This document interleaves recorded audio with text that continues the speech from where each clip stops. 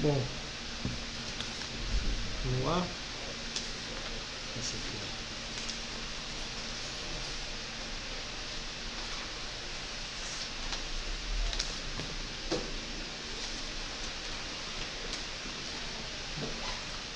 Bem, bom dia, gente.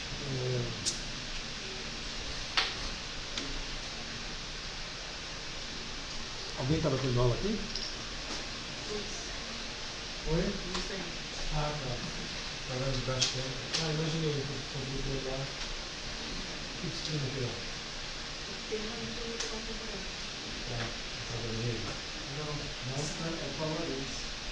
Ah, interessante. Legal.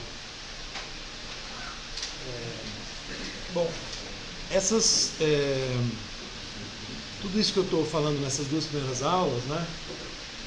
Você está meio caótico assim, né? Quer dizer, enfim, é muita coisa, né? Para tentar fazer o panorama aí, né? Que está por trás do surgimento. Como o Heidegger desenvolve na filosofia de 70, eu estou escrevendo um texto correspondente a essas anotações, né? Então, desde a semana passada. Depois eu coloco na pasta. Tá? Eu estou tentando colocar também, na forma de texto, essa maluquice toda aqui. Bom,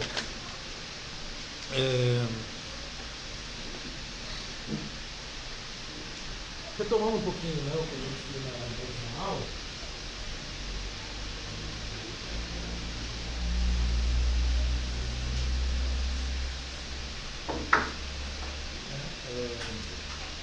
bom, começando por Descartes, né?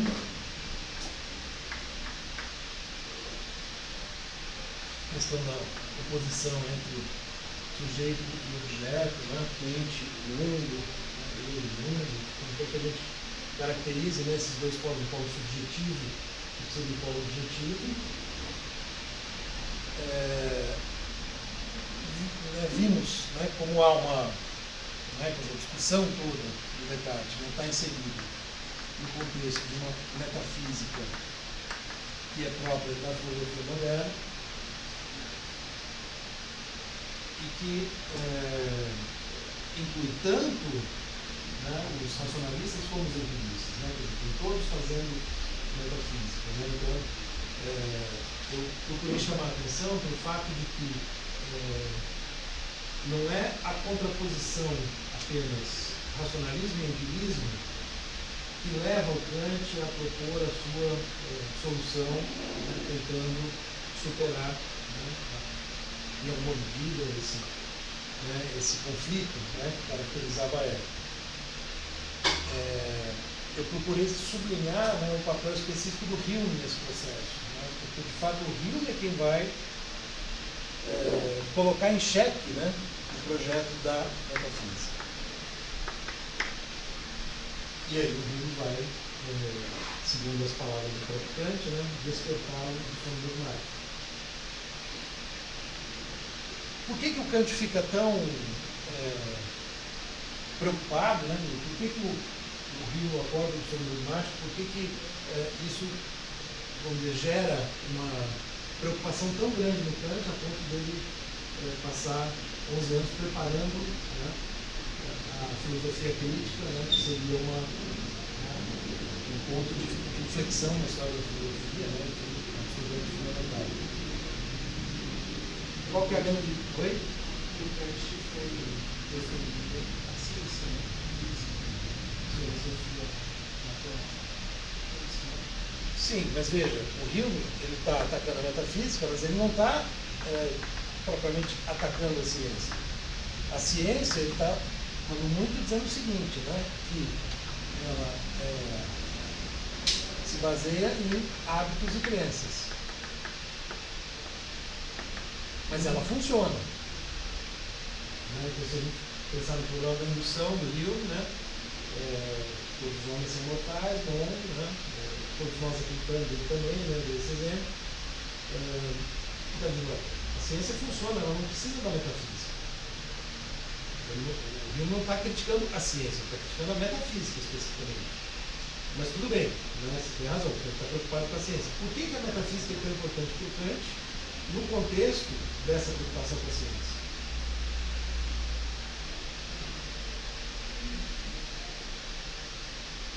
Quer ver, né?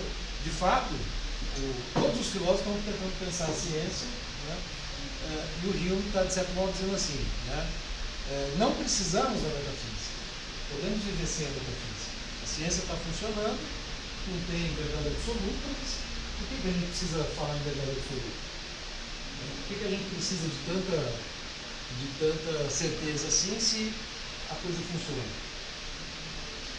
A posição que, né, mais pragmática, digamos, né, que depois seria também bastante comum até os dias de hoje, porque tem muita gente que tem uma posição mais ou menos, né, pensando nessa caricatura, assim. Por que se o Kant está defendendo a ciência, por que a metafísica é tão importante?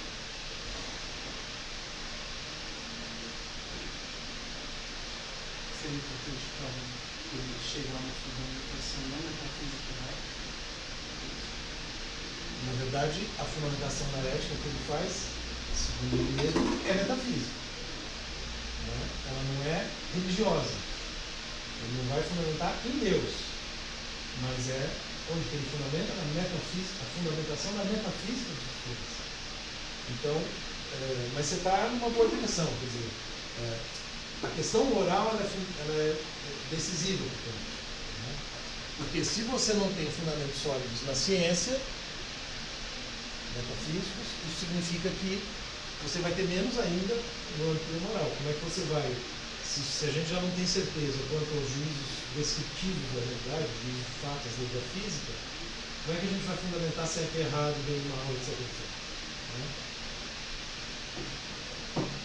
Então, esse ataque, né, que ele faz à metafísica, certamente, né, tem um impacto na moral que é decisivo para o Kant.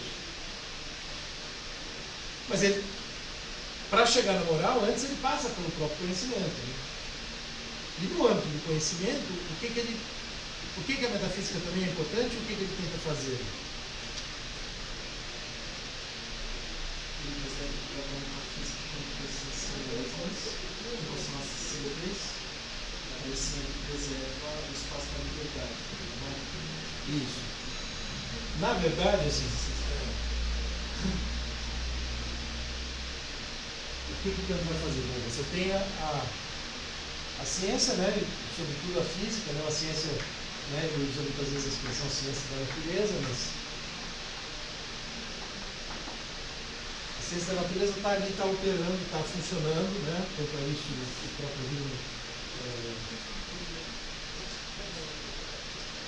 Ricardo? Oi, gente, boa tarde, quer dizer, bom dia. Eu sou a Sofia, estou aqui com o Guilherme, a gente é da Paulista do século XX portuguesa, né? Mas a gente queria passar 2 recados bem rápidos para vocês, né? A gente, eu não sei se vocês estão sabendo assim, mas a gente está pela direção do DA aqui em São Bernardo, não sei se vocês conhecem o DA, mas a gente tem um DA aqui em São Bernardo e a gente está pela direção, e tanto nós no movimento como o MPV, como junto com o movimento de mulheres ao Bernardo, estamos nessa luta para tentar fazer com que o DA se torne um DA de luta. A gente sabe que o DA nos últimos anos tem sido muito ausente aqui em São Bernardo, e a gente acredita que a gente tem que fazer a luta todo dia, né? Durante o ano todo e não só aparecer uma vez por ano para colocar isso no processo eleitoral. A gente sabe que a gente tem muitas lutas a serem feitas aqui em São Bernardo, inclusive na questão estrutural, principalmente, né? É muito difícil nesse período estar extremamente quente a gente ter aula com um ventilador que em muitas salas não funciona. Então a gente acredita que essa luta tem que ser comandada pelo DA e essa é a nossa intenção, comandar essa luta. A luta por segurança, para a gente conseguir ir para casa sem medo de ser assaltado, de ser estuprado ou qualquer coisa desse tipo, porque a gente sabe que tem muitos casos dentro da universidade, né? E não dentro, mas nos arredores da universidade. A luta por uma infraestrutura melhor, a luta para a gente ter menos pressão acadêmica. A gente sabe que nossa universidade, por conta dos pavimentos, tem uma dificuldade muito grande de colocar centenas de conteúdos em 3 meses, assim, isso é muito complexo. E é isso, a gente vai ter uma reunião aberta, 2 reuniões abertas amanhã, ao 12h30 e às 6h15, se vocês tiverem dúvidas, sugestões ou quiserem simplesmente conhecer a gente, vocês são super convidados a participar. E aí, se vocês quiserem, vocês podem mandar mensagem no número da Sofia, que ela pode responder todas as perguntas. Sim, e e aí o segundo recado que a gente estava querendo dar, acho que é o mais importante, para ser bem honesto, assim. Que é o seguinte, vocês talvez conheçam o movimento de mulheres organizadas, né? Um movimento que existe dentro da nossa universidade, mas sobretudo fora. E esse movimento existe para fazer realmente uma luta pela vida das mulheres, para que a gente tenha mais segurança, que a gente tenha uma vida digna, que a gente sabe que não é a realidade do nosso país. E uma das formas que o movimento de mulheres organizadas encontra de fazer a luta é por meio das ocupações. E aí a gente, no final do ano passado, fez 2 ocupações simultaneamente, né? Uma foi a sala de laços dentro da USP e a outra foi a ocupação da mulher trabalhadora ao Seri Gomes lá em São Caetano. As duas existem em locais diferentes, mas com o mesmo intuito, de ser um espaço de referência para as mulheres, um espaço de acolhimento para elas, porque a gente sabe que é muito difícil uma mulher que sofre uma violência realmente receber uma resposta do Estado, né? Realmente ser respeitada pela polícia, sabendo que a delegacia da mulher não funciona de noite, que é um absurdo, que realmente o horário mais perigoso para as mulheres é no noturno, e aí a delegacia da mulher nunca está aberta. Então, para que a gente tenha esse ponto de referência, a ocupação foi feita num imóvel que já estava abandonado há mais de 20 anos, que acumulava R$ 1 milhão em dívidas, né? E que apesar de ser uma ocupação injusta, de estar inclusive dentro da lei, por uma pressão muito grande da extrema-direita na cidade de São Caetano, do Diário do Grande ABC, ontem foi expedido o mandato de reintegração de posse da casa, né? E aí hoje a polícia está lá na frente, o MBL está lá na frente, fazendo vídeo para satirizar a situação da ocupação, mas a realidade de quem construiu e conhece a ocupação, eu falo disso pessoalmente, é de que aquele espaço estava abandonado, estava extremamente sujo, de que a gente fez parte da construção daquilo ali do momento zero até hoje, assim. E a gente está passando aqui para convidar vocês, porque é importantíssimo que a gente fortaleça nessa luta, vou ser bem honesta, a situação não está simples, não está fácil lá, e hoje a gente vai ter um ato às 16 horas na prefeitura, mas com concentração na casa. Eu queria convidar vocês a conhecerem a ocupação, a apoiarem a ocupação, se não puderem ir lá pessoalmente, a gente pede para que vocês compartilhem, se puderem, conheçam mais o nosso movimento, quem puder fazer doações para o movimento da verdade. A gente não é financiado por ninguém, né? Acho que vocês já sabem disso. Então, tudo que tem lá dentro da ocupação foi com o nosso dinheiro que foi feito, dos nossos apoiadores. E se hoje ela já é uma referência para as mulheres que sofrem violência, a gente pretende continuar com essa luta, sabe? Eu acho que é isso. Muito obrigada pela atenção. Qualquer coisa vocês podem me chamar no WhatsApp. Estou muito feliz em responder vocês. Obrigada pelo tempo. Professor, desculpa na sua hora.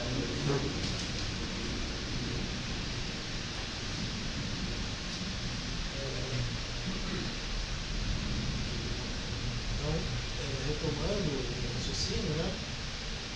Então, a gente tinha visto, né? O Kant tem a preocupação com a moral, mas antes tem a questão do conhecimento. Bom, acho que isso não é uma chave que eu não cheguei a adotar na última aula, né? Mas o que caracteriza a ciência da natureza na modernidade? Qual que é uma das grandes diferenças entre essa ciência da natureza e a ciência aristotélica?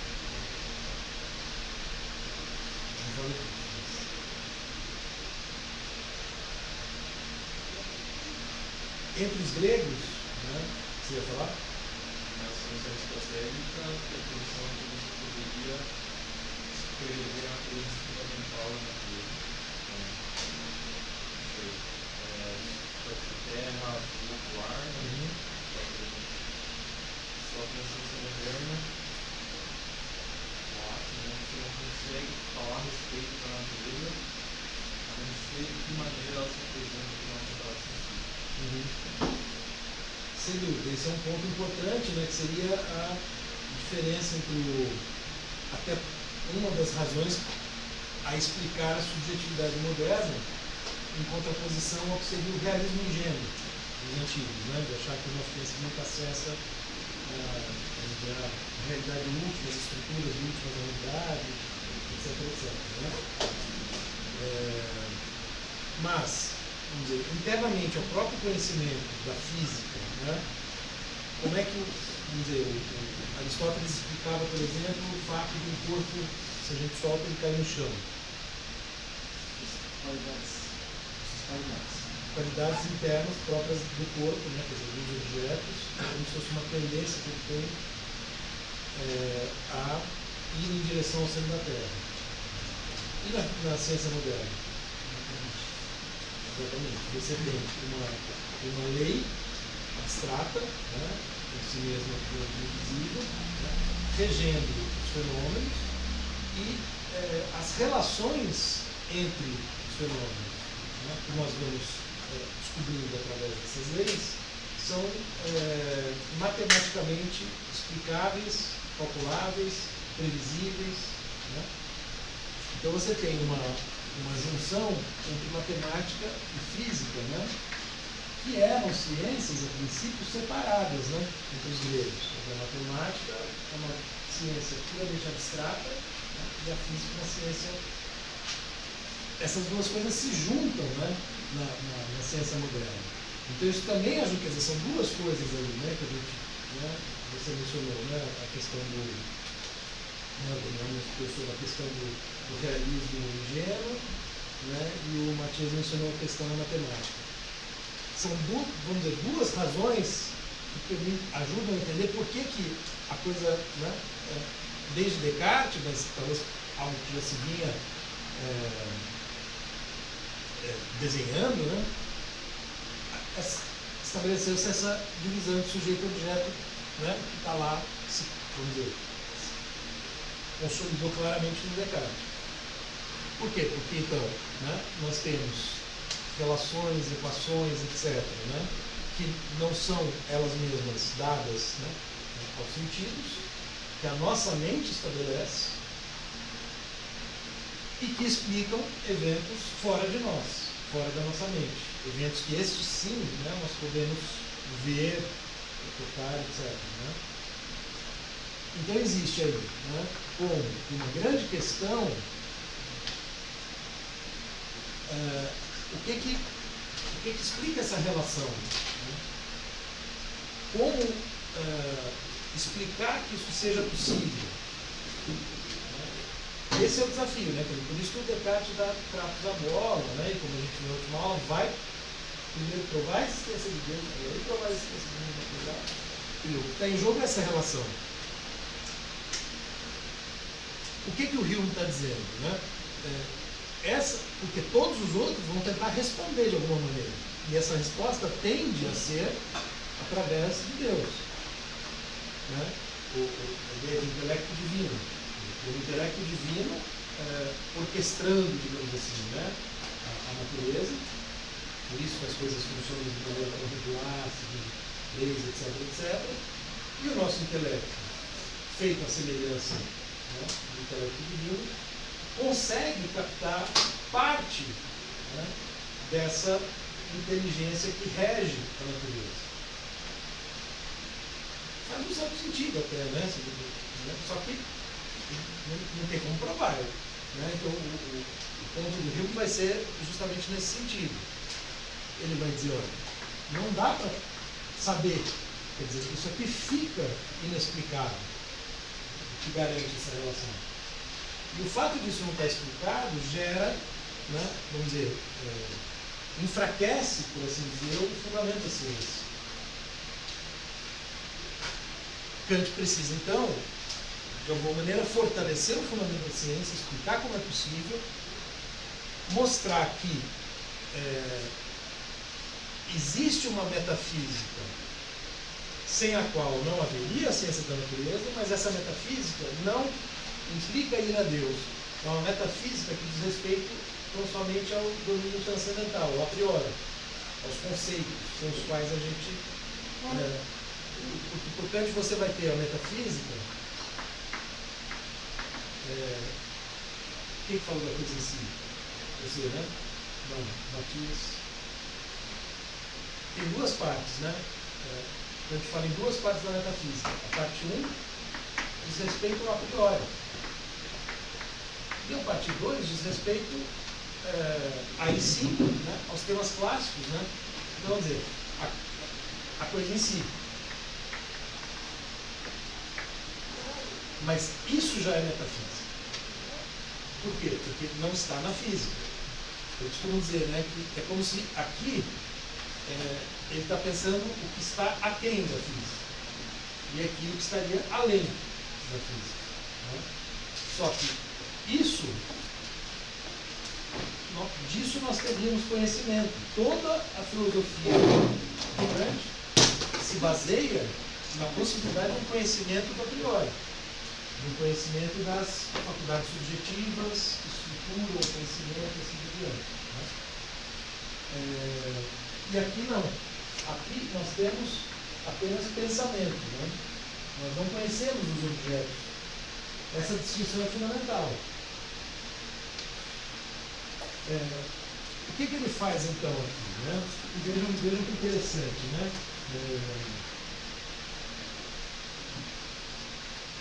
Agora que eu falei isso, eu estava pensando, na última aula eu estava falando, né? A gente chegou até a fenomenologia, né? Passando pelo Hegel. Num certo sentido, quando os filósofos posteriores a Kant vão em busca, né, de um fundamento mais que permita unificar efetivamente os dois polos, né, no caso do Hegel, o espírito absoluto, né, o Winston Schelling vai pelo caminho da natureza, o espírito pelo caminho do eu, etc. É como se eles estivessem tentando, né, encontrar o fundamento geral apenas aqui do que seria o aquém. Né? Não tem um além, propriamente dito. Mesmo se a gente pensar o Russell, né, que está ampliando a noção de fenômeno, pensando as vivências subjetivas, etc. Claro, eu tenho que fazer ciência, mas depois o Heidegger com o seu mundo, etc. Eles estão se movendo, né, nessa tentativa de encontrar aquilo que é prévio, anterior, originário, né? O Heidegger também tem essa expressão. Ou seja, o que vai ser colocado em xeque, talvez de maneira definitiva, em alguma medida, é justamente essa ideia, né, de algo que estivesse além. Por isso que todos vão recusar a ideia de coisa em si. Né? Tirando Schopenhauer, que vai usar de uma maneira muito peculiar, mas que mantém essa dualidade, vai pensar, mas mesmo ele vai pensar a coisa assim como vontade, para pensar metafisicamente.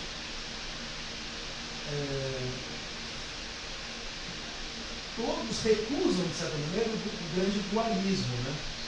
Você teria, né, uma realidade ideal, né, como o mundo das ideias platônico, ou, né, o Deus cristão, no além, né, e aqui o mundo terreno, e assim por diante. Né. A tendência vai ser tentar, desse lado, né, chegar o mais longe possível. Então, isso, né, eu estou pensando já no que vai acontecer no Russell, mas principalmente no Heidegger mesmo. Né. É um modo de pensar, né, esse abandono da coisa em si. Porque a coisa em si, essa segunda parte da metafísica, que seria o modo pelo qual o Kant mantém aberta, né, uma porta, uma passagem para a velha metafísica. Uma acusação que muitos vão fazer. Né? O Schopenhauer e o Nietzsche, né? O Schopenhauer, né, fala que o Kant deixou voltar pela porta dos fundos, né, o que ele tinha expulsado pela porta da frente. Deus, alma e verdade. Né? Eu estou pensando em voz alta, mas então, para garantir esse domínio aqui, o que vai acontecer? Né? Como é que ele vai explicar essa relação aqui e, portanto, fundamentar a ciência da natureza? Né? No sentido de que o sujeito, né, nós temos no entendimento, né, categorias que se aplicam necessariamente a toda a experiência possível, porque a experiência possível é constituída por condições também subjetivas que são as formas da intuição. Quais são as formas da intuição? Espaço-tempo, né?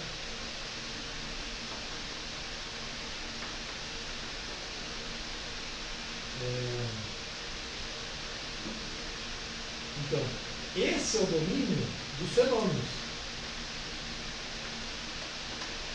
E que que ele está dizendo é, os nossos princípios a priori, os nossos conceitos, eles valem necessariamente e universalmente para tudo que acontecer no espaço e no tempo.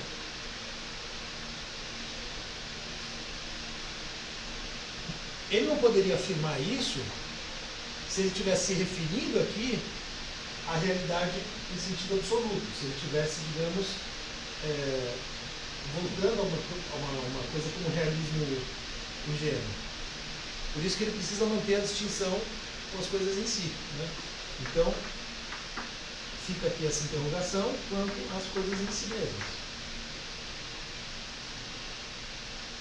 Mas com isso, vamos dizer, ele mostrou que os nossos conceitos, eles se aplicam necessariamente à realidade. Eles têm uma validade necessária e universal para a produção do conhecimento na experiência possível. E, portanto, são reais. Né? A famosa dedução, né, dos conceitos por entendimento, né, dedução das categorias, né, critérios de altura, tenta justamente mostrar como isso acontece. Ele estaria dando um passo além do que, veja, ele estaria conseguindo fazer isso sem recorrer ao intelecto divino. Né? Ao passo que todos os filósofos anteriores, quando vão pensar essa questão, quando vão pensar como é possível, né, os nossos conceitos darem tão certo na experiência, digamos assim, né, eles vão recorrer ao intelecto divino. Kant, não.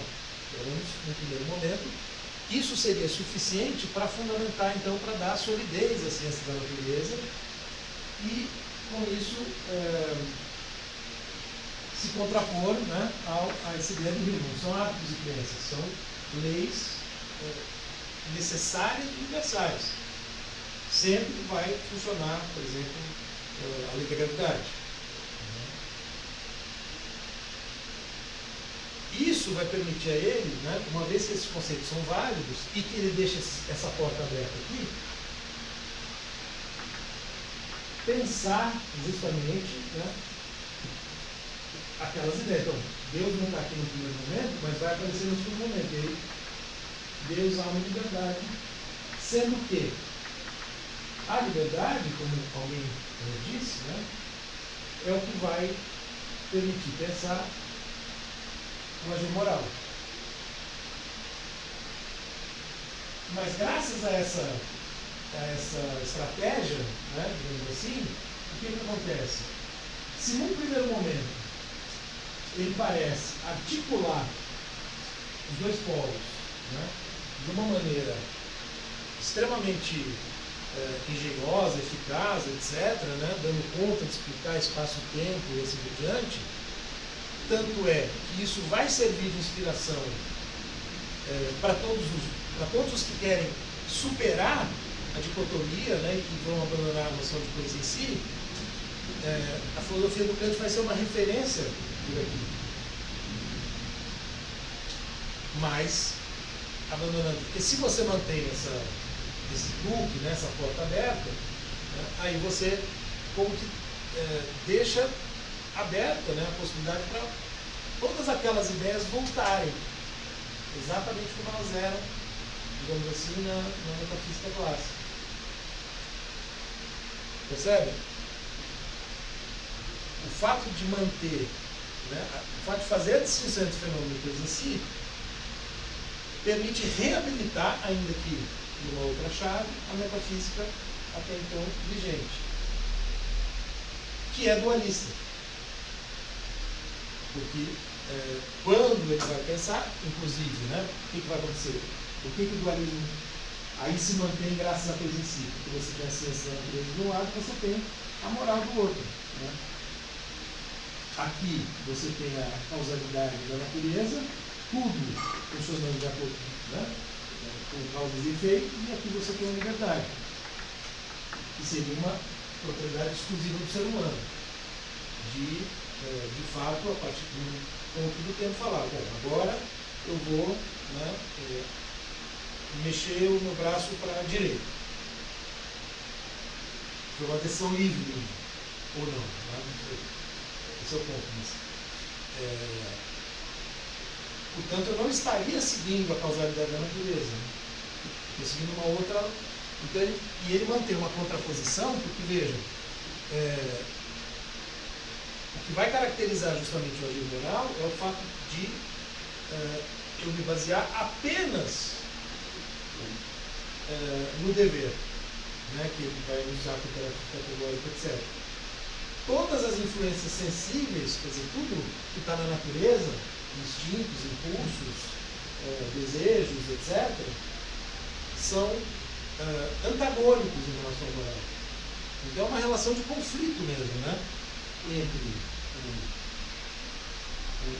o nosso eu inteligível, como ele vai chamar eventualmente, e o eu sensível. Né? Mantém-se uma dualidade, mantém-se um conflito. E isso vai incomodar, né, os filósofos posteriores. Eles vão tentar vencer esse conflito. Isso é mais ou menos, né, um panorama assim, do que caracteriza o século XIX. Tanto Hegel, Fichte, Schelling, Nietzsche, a filologia, o Heidegger, né? Todo mundo querendo superar essa cisão.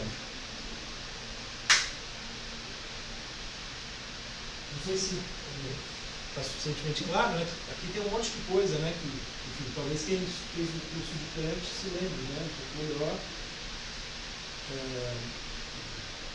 Mas o que é particularmente importante aqui para entender o panorama posterior, né?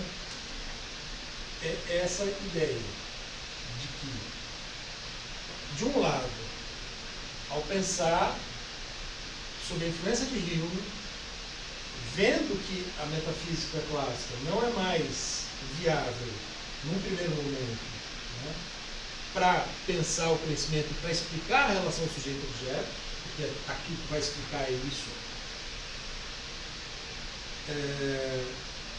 Então, vamos dizer, ele avança nesse sentido e ele vai ser continuamente recuperado, vamos dizer assim, né, reatualizado, renovado, etc., em vários campos, né, da filosofia, por conta disso. Mas, como ele mantém a coisa em si, a porta aberta, né, para voltar ao velho Deus e ao dualismo, isso vai ser rejeitado por todos. Porque para superar o dualismo eu preciso rejeitar essa noção, ao menos, né, nesse sentido forte, porque enquanto o Kant está só no âmbito do conhecimento, a gente poderia pensar o seguinte: dizer que nós não conhecemos a coisa em si, o mundo em si, etc., vamos dizer, é uma coisa bastante elementar, né? Significa dizer assim, olha, o nosso conhecimento não alcança tudo. Nosso conhecimento é limitado. Se a gente está pensando só aqui, né, no conhecimento, tem um sentido negativo. Né? De falar, olha, não dá para conhecer tudo. Né? Então nós temos que ser mais modestos. Isso parece razoável. Né? O problema é que esse mesmo conceito, que a princípio está só limitando e falando, né, vamos só até aqui, ele vira, né, o Kant usa esses termos no prefácio da segunda edição, vira positivo, vira um espaço onde ele justamente vai pensar tudo isso, né, vai pensar, mas vai validar como postulados da razão prática, como objetos de fé, moral, racional e assim por diante. Por isso que tem a famosa frase no prefácio da segunda edição, da crítica, em que ele fala: tive de suprimir o saber para dar lugar à fé. Ora, ele só pode fazer isso porque ele está tomando a coisa em si num sentido forte. Se ela fosse só um limitador, ele não poderia nem pensar, né, no limite. Então,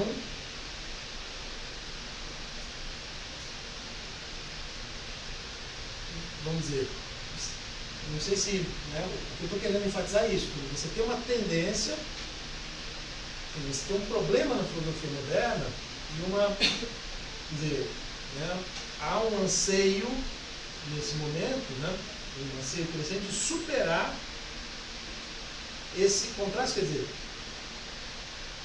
que também está enraizado na própria visão cristã do mundo, né, que está ao mesmo tempo ligado a Platão, quer dizer, o Nietzsche ele fala, né, que O platonismo é, como é que é, o cristianismo é o platonismo em versão popular.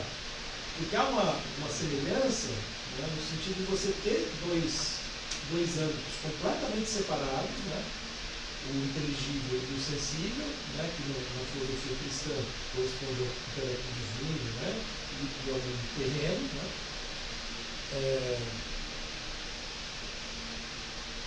Então, é como se isso estivesse, à medida que a ciência vai avançando, né, isso vai naufragando.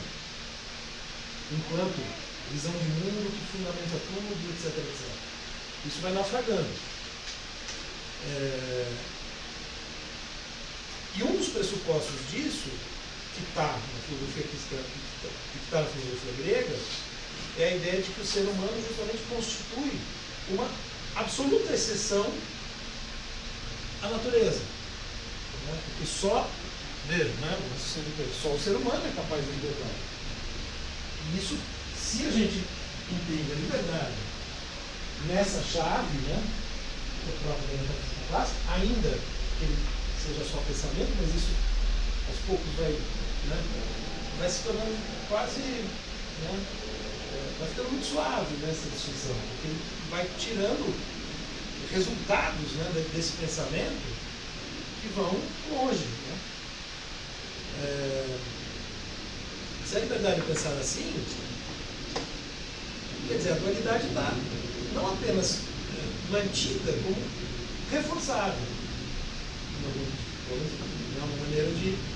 Claro, os kantianos vão tentar, né, argumentar como bem assim, mas isso mais nos atrapalharia do que ajudaria no momento. É interessante a gente ver justamente onde que, né, estaria dando errado para entender o que os filósofos posteriores vão fazer. Né? Está claro esse, né, o conflito, então, né, quer dizer, o modelo, o funcionamento da moral acaba sendo como, né, se tivesse um diabinho e um anjinho, né, no lado disputando, né, quer dizer, nós seríamos isso. Então, há dentro de nós, né, um conflito completo, né, um antagonismo entre o que seria a liberdade e o que seria a natureza. É isso, né, que é visto como um problema, é isso que os filósofos posteriores vão tentar superar, de algum modo.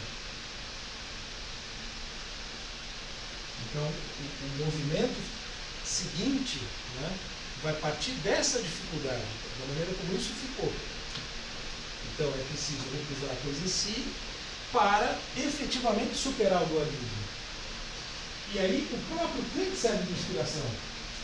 Porque, até um certo ponto, vamos dizer, né, se a gente olha do ponto de vista do Hegel, do Heidegger, do próprio Husserl, né, de vários autores, em algum medida do próprio neocantismo, todo mundo então, né, é como se ele estava indo bem até um certo ponto, né, mas aí desandou pelo uso que ele passa a fazer da coisa em si.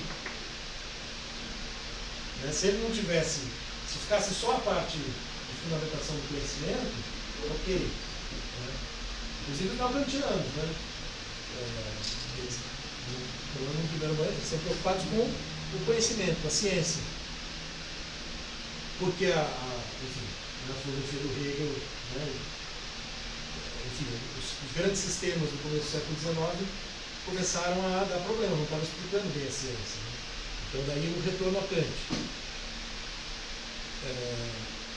E o Heidegger nesse tempo, a gente vai ver isso, né, que né, é uma leitura possível, mas sobretudo no livro de 29, né, o Kant e o Problema da Metafísica, justamente pensando só a crítica da loucura, né? O Heidegger nem considera a crítica da razão prática, a terceira crítica, então só a crítica da razão pura. Ele volta para o Kant e ele vai tentar, de alguma maneira, mostrar que o Kant vislumbrou a temporalidade como fundamento, né, do nosso ser no mundo, né? Só que ele não avançou nessa direção, mas ele como que vislumbrou.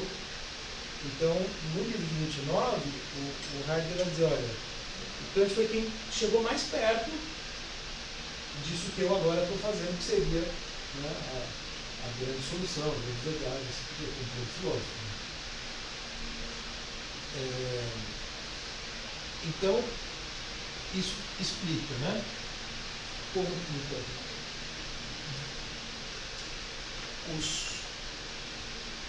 então, os filósofos do século XIX, tomando, né, essa posição, o que eles vão tentar fazer? Tentar justamente, né, a partir do a priori, pensar, olha, tem uma conexão aqui que o Kant, de certo modo, ajudou a pensar, mas essa conexão, eu não preciso, para entender essa conexão, ir até, né, um Deus que esteja, né, lá longe.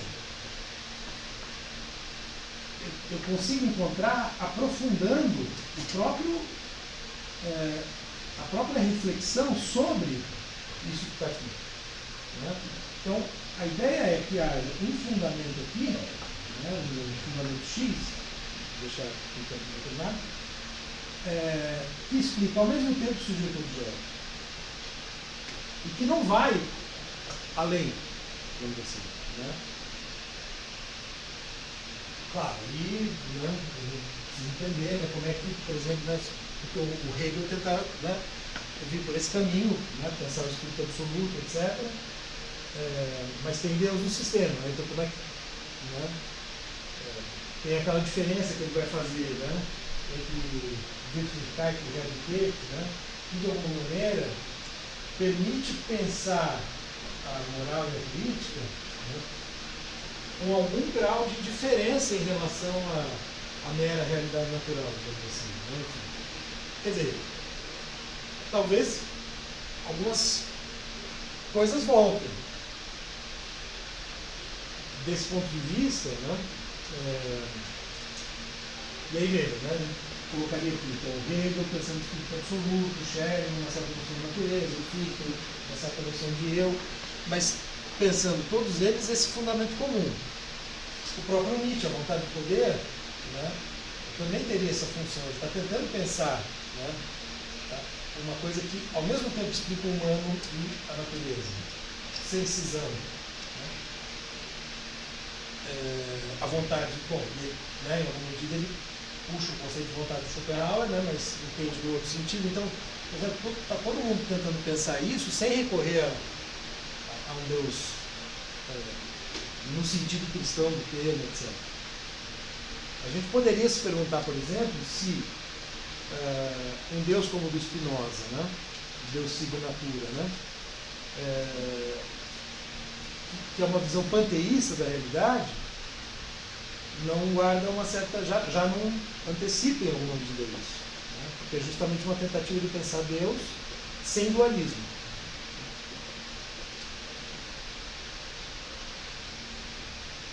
Então, vou tentar pensar nessa direção, né? Eu perdi o fio do raciocínio. O que eu ia dizer, né?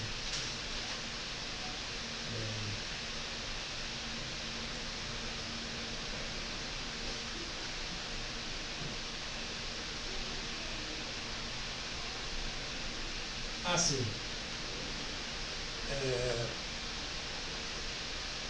Vou colocar no seguinte termo, né? Essa reflexão na busca pelo fundamento, dependendo de como ela for conduzida, né? Se você vai longe demais, isso pode começar a dar problema na explicação da ciência. Vamos dizer, como se há uma... Porque, do ponto de vista, por exemplo, do Kant, né, que fez essa distinção aqui, etc., no sentido só negativo do termo, né, o conhecimento assim, como uma limitação, querer chegar num fundamento último, mesmo que seja por esse caminho, a princípio não seria possível, né?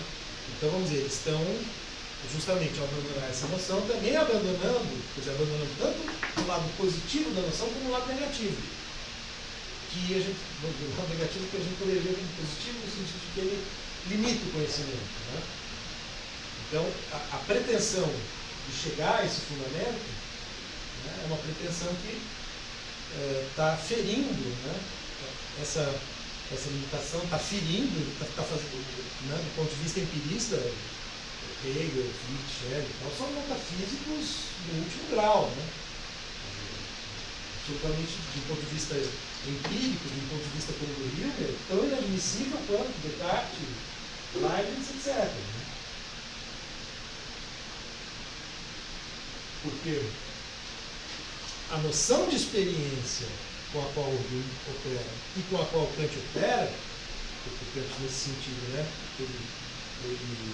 ele toma essa noção estrita de experiência para pensar o conhecimento, porque ela é tão estrita que dá conta da física, mas vai dar problema na hora de pensar a biologia, por exemplo. Né?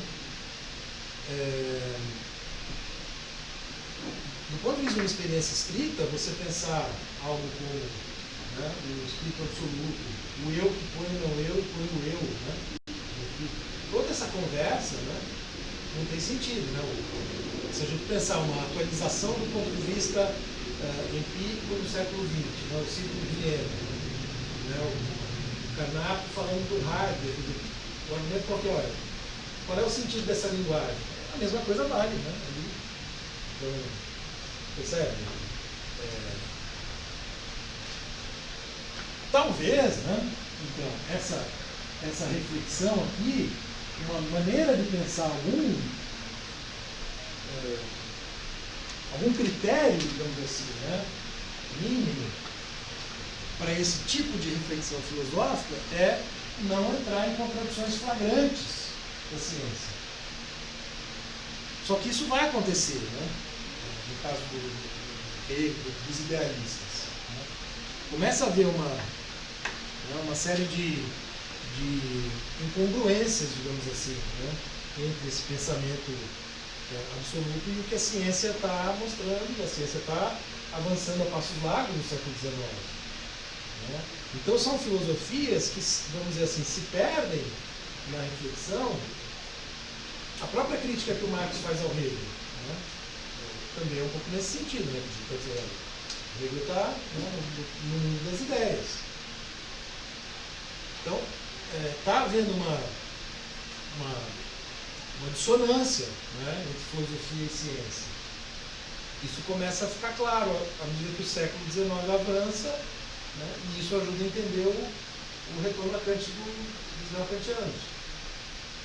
Só uma coisa de curiosidade. O Hegel e os idealistas alemães, como Convenes, pensam assim, eles viveram para ver o avanço da ciência avançando para além deles, correto? Mais ou menos, né? O Hegel morreu em 1831. Claro, no avanço da morte do Kant em 1804 até 1831. Né? Mas quando o Hegel morre, a filosofia dele era, né, a grande filosofia. Inclusive, o Ludwig mostra isso, né, naquele livro sobre o século XIX, né, de Hegel a Nietzsche, né, que ele fala que, né, as pessoas associavam, né, os russos até, né, de Cito, enfim.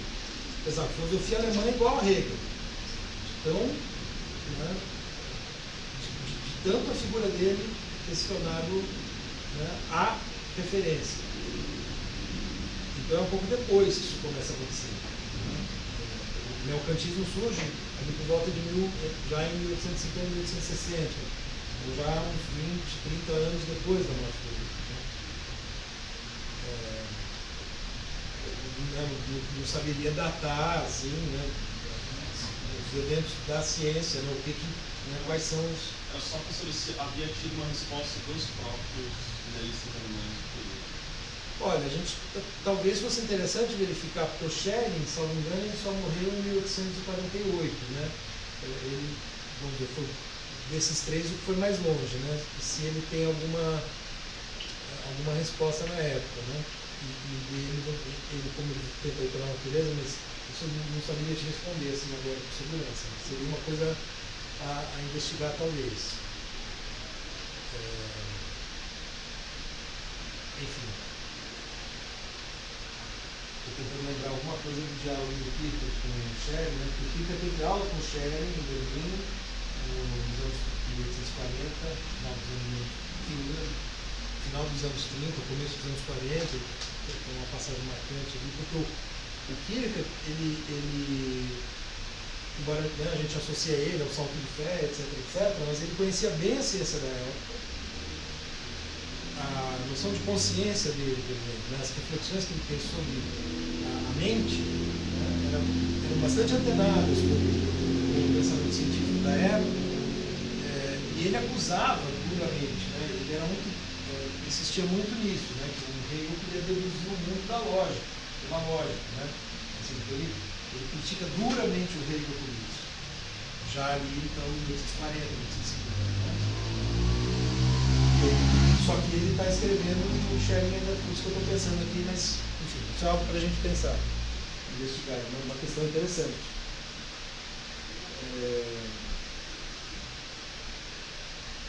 Então, veja, essa ideia, né, ela fica um pouco ameaçada, né, se não há uma mínima coerência com o que a ciência está mostrando. E aí vejam, né, esse mesmo, né, essa mesma tentativa, né, esse mesmo exercício, então eu estou aqui pensando, né, agora começo do século XIX, né, então o contexto do idealismo, tá? Vamos dizer, 19.1, primeira metade do 19. Na segunda metade, esse mesmo movimento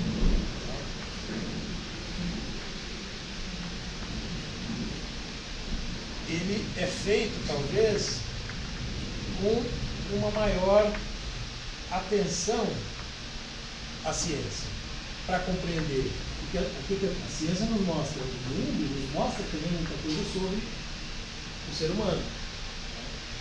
Então, se a gente pega o Schopenhauer, principalmente o Nietzsche, a noção de vontade de poder, quando Nietzsche começa, vamos dizer, a desenvolver o que seria talvez, né, algo semelhante, análogo àquilo, ele vai fazer isso a partir do estudo da ciência, né, porque ele tem uma primeira fase, que é a fase da metafísica do artista, né, em que ele tem mais influência do Schopenhauer, que tem um pouco a ver com o romantismo, com o Schelling, etc., né, que é a ideia de que o artista ele exprime a essência metafísica do mundo, etc. Daí ele abandona isso, ele tem uma fase chamada positivista, né, em que ele vai para a ciência, ele vai estudar muita ciência, física, biologia, né. Então, quando ele elabora a noção de vontade de poder, para justamente tentar fazer isso, né, unir esses dois lados, né, a noção de tradição, ele tem inspiração, o que não quer dizer que está certo, que seja verdadeiro, ou que seja, né, cientificamente correto, né, senão, né, seria até hoje, né, reconhecido como uma verdade, né. Mas há uma tentativa de pensar, né, então, né, no caso, vou manter o X aqui, porque isso pode valer muito, né, estou pensando, por exemplo, né, no Nietzsche como um exemplo. Os neocantianos, eles são mais contidos, digamos assim, né? Eles não vão tentar pensar o fundamento comum, né? Eu comentei na última aula, eles vão manter uma relação, né, entre o transcendental e o empírico, no sentido de que nós de fato operamos com certos pressupostos para conhecer a experiência. E isso, né, eu falei na última aula, até hoje, né, se a gente pegar como funciona a ciência, a elaboração de modelos, né, modelos teóricos, etc., quer dizer, nós elaboramos, nós projetamos sobre o mundo e testamos, né, para ver se funciona ou não. A experiência, ela mas o que é exatamente isso fica indeterminado. E não há essa pretensão de encontrar um fundamento. Isso também fica indeterminado. Então, eles resgatam o Kant no intuito de pensar o fundamento da ciência, né, de maneira bastante contida, digamos assim, né, do ponto de vista filosófico. Não é uma. E acho que eu mencionei o exemplo do Habermas, né, porque se a gente pegar o linguístico Kant, né, a tentativa de pensar a linguagem e as estruturas da linguagem, né, que é uma coisa que a gente tem muita que vai ter muita influência no século XX, um pouco, né, mantém-se essa estrutura aqui, né? Quer dizer, você tem a linguagem, nós falamos sobre o mundo empírico, né? Mas nós fazemos isso porque nós temos uma certa estrutura mental, né? Uma estrutura linguística, né? Que nos permite falar sobre o mundo. Então, um outro caminho, né? Que vai ser seguido vai ser por esse viés, né? De pensar as estruturas da linguagem. Em alguma medida, até na psicanálise do Lacan, né, vai nessa direção, como se fosse uma maneira menos metafísica de pensar o inconsciente, talvez, né, por meio das estruturas da linguagem. Então, vejam, haveria toda uma tendência. Sim, eu mencionei o Habermas por quê? Porque o Habermas, muito na esteira da filosofia da linguagem, quando ele pensa, né, essas estruturas, inclusive para pensar a moral, né, como ética do discurso, ele fala num transcendental fraco, né, porque tem uma discussão ali, então fala, acusa, você está voltando a uma filosofia transcendental, não, mas é um transcendental fraco, né, tem toda uma discussão sobre isso. Mas percebem, quer dizer, tem como se fosse um âmbito de pressupostos com os quais a gente opera, que a tradição filosófica tentou determinar, tentou estipular exatamente o que era, né? Mas é como se, vamos dizer, aqui tem um espírito muito mais próximo do rio, né? Menos, a gente não vai conseguir responder esse tipo de coisa. Então vamos ficar satisfeitos com esse mínimo, né? Com isso a gente garante a ciência, etc. Talvez, né, em alguma medida, pensando agora no Habermas, né? E mesmo no Cassirer, por exemplo, né, que é neokantiano, eles também vão tentar pensar a ética. Né? A escola de Baden até mais do que a escola de Marx. Assim, né? Mas também pensar a ética sem coisa em si e sem uma noção tão forte de liberdade. Mas em função, por exemplo, né, no caso do Habermas, das estruturas linguísticas, por isso que é uma ética do discurso. Ele pensa a ética a partir da linguagem. Então a gente tem, né, a gente poderia dizer assim, uma certa tendência, né, que começa com o neokantismo, né, que é, né, um modo de aproveitar algo, né, desse modo de pensar o conhecimento que Kant propôs, sem os grandes, né, pressupostos metafísicos que Kant ainda tinha. E a coisa em si. E nessa parte da linguagem da semiótica também? Sim, com certeza, né?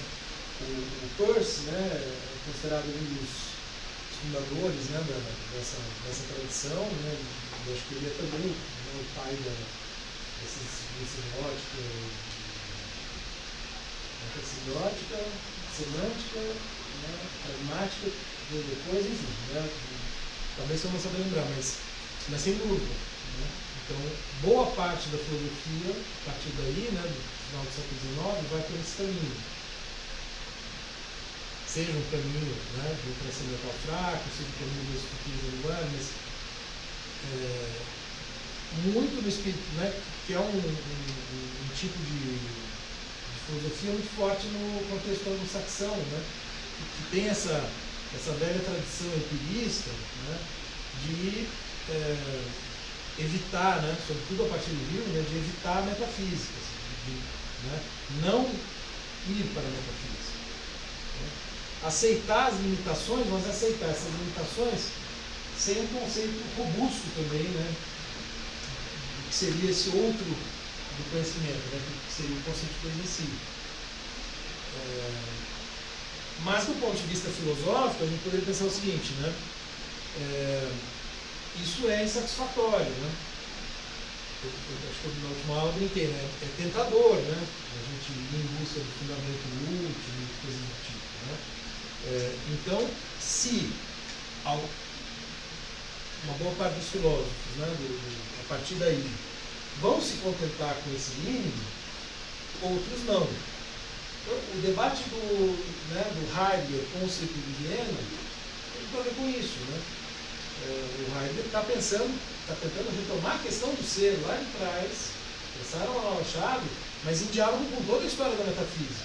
Né? Então, por mais que o Heidegger fale de superação da metafísica, sobretudo na segunda fase, ele jamais deixará de levar a sério a metafísica. Né?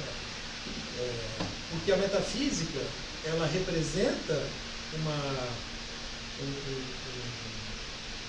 um modo de pensar a questão do ser que vai pelo caminho errado, mas é como se a questão estivesse viva, né, na história da metafísica. Por isso que, né, eu mencionei no isso a gente vai ver, né? Não muito porque é a parte que ele recebeu de ser tema, mas a ideia de destruição, né? Que na verdade é justamente você conseguir tirar tudo aquilo que se acumulou, vamos dizer, o edifício que o filósofo construiu, para chegar lá embaixo no fundamento, para ver onde é que está ali a questão do ser, onde é que está a verdadeira fonte daquele filosofado. Né? Então ele tenta fazer isso com vários filósofos. Então, e ele está pensando na metafísica, ontologia, questão do ser, etc. Ele tem a conferência de 29 da metafísica. O Carnap escreve um texto de 31, tentando mostrar que nada daquilo faz sentido algum. Né? Basicamente, a argumentação é essa. Inclusive é interessante porque tem o Wittgenstein, que era o Tratatus era meio que a Bíblia do segundo Viena, né? O Wittgenstein era uma grande referência. O Wittgenstein diverge do Carnap. Claro, concorda que o modo, né, a linguagem do Heidegger não faz muito sentido, mas ele diz que o Heidegger está falando daquilo que é mais fundamental. Então é compreensível que ele fale sobre isso. Ele está falando de uma maneira errada, mas o tema é importante, porque, né, no fundo, muitos vão dizer, olha, a gente não precisa tratar disso. O Wittgenstein, quando escreve o tratado, ele fala sobre o que não se pode falar, deve se calar. Mas aí o que ele vai fazer? Ele vai ficar em silêncio, né, em certo sentido. De alguma maneira, talvez, pensando, né, isso que não se pode falar. Né? Ele tem uma fase um pouco mística, né? Enfim.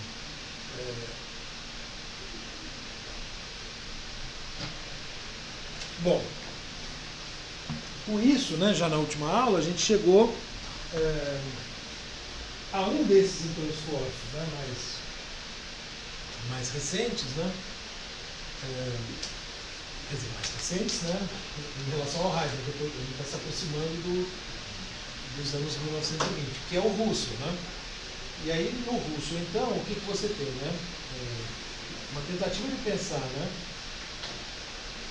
Sujeito e objeto conectados de saída, né? Você não pode pensar um sem o outro. E a noção fundamental aqui é a noção de intencionalidade. Não sei se eu cheguei a falar especificamente dessa noção, acho que não. Que na verdade não é no sentido de intenção, né? No sentido de tender para, né? Ele vai dizer que não existe consciência vazia. A consciência é sempre consciência de alguma coisa. Então a nossa mente está sempre preenchida com alguma coisa do mundo. Né? Não dá para pensar a mente vazia. O que ele está tentando? Ele está tentando, de alguma maneira, né, também resolver esse problema. Ele está falando, olha, sujeito e objeto são o nosso ponto de partida, não dá para separar os dois. Então, na verdade, a filosofia moderna ela estaria baseada, né, num equívoco, né, de saída. Muito embora ele dialogue, né, com as meditações cartesianas, enfim. E ele está pensando numa noção de consciência, uma noção fundamental.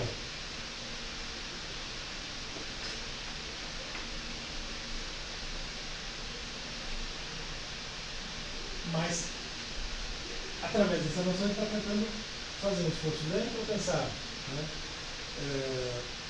consciência de alguma coisa, né, para exprimir essa circunstância, né, de um vínculo dado de saída. Algo que a gente poderia, né, já em termos heideggerianos, chamar de uma cooriginalidade. O sujeito e o mundo são dados juntos. Né? Daí, isso tem uma influência direta na noção de ser no mundo. Eu cheguei a falar, né, desenvolver um pouco essa ideia, né, da influência do Russell já chegando no Heidegger, com a ideia de ser no mundo, que é como a gente viu, né, lá na aula de apresentação do programa, né, a maneira de compreender justamente esses dois termos, né, que ele também quer superar. E depois, enfim, a gente vai discutir, né, a gente vai tentar entender da melhor maneira possível essa noção. Ele mesmo abandonou o projeto Ser e Tempo, né, como eu cheguei a comentar, uma hipótese é que ele não está satisfeito ainda, né, porque ele ainda estaria um pouco preso na subjetividade moderna. Agora, tentando superar, né, há uma dificuldade, né, muito grande de superar inteiramente. Mas esse é o esforço. Agora, eu também comentei isso na última aula. O Russell está pensando isso daqui num sentido, vamos dizer, mas tendo a ciência como base, né? Assim como os neokantianos, assim como Nietzsche, né, que eu coloquei aqui como um outro exemplo da época, né, e tantos outros autores do período, ele também está tentando pensar um modo de fundamentar a ciência. E ele está atento à ciência, ele era matemático, né? Mas, qual que é a diferença para os neokantianos? Ele está pensando essa questão, né, em termos mais substanciais, digamos assim, né? Ele não está só dizendo, olha, não vou nem pensar isso daí, não. Está enfrentando, só que ele quer enfrentar tudo isso, quer dizer, ele quer fazer da fenomenologia uma ciência que seria a ciência mais fundamental, a ciência mais rigorosa, que ajuda a compreender todas as outras ciências, né? Então, a fenomenologia, né, que está surgindo aqui é justamente seria uma ciência.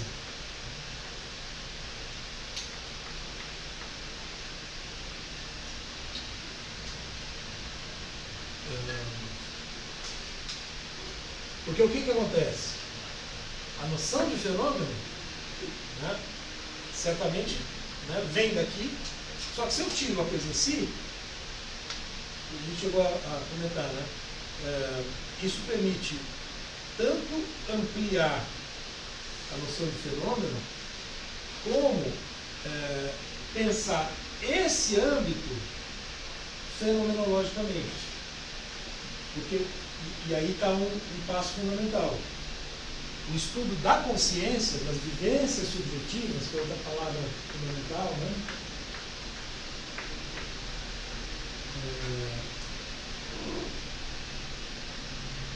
É justamente feito na mesma chave. Ao passo que no Kant, tudo que acontece na consciência é pressuposto formal, abstrato dos fenômenos. Então, o que acontece na nossa mente não é fenômeno. Aqui não. Né? Ele pretende estudar também as vivências subjetivas, também o domínio do a priori, por meio. Percebe? Então, há uma ampliação. Uma vez que eu não tenho mais, né, aquela dualidade forte, né, e eu não vou então falar em metafísica, eu tenho, né, justamente esses dois âmbitos se juntaram, então da mesma maneira que eu tenho de pensar os objetos, eu tenho de pensar as vivências do ser humano.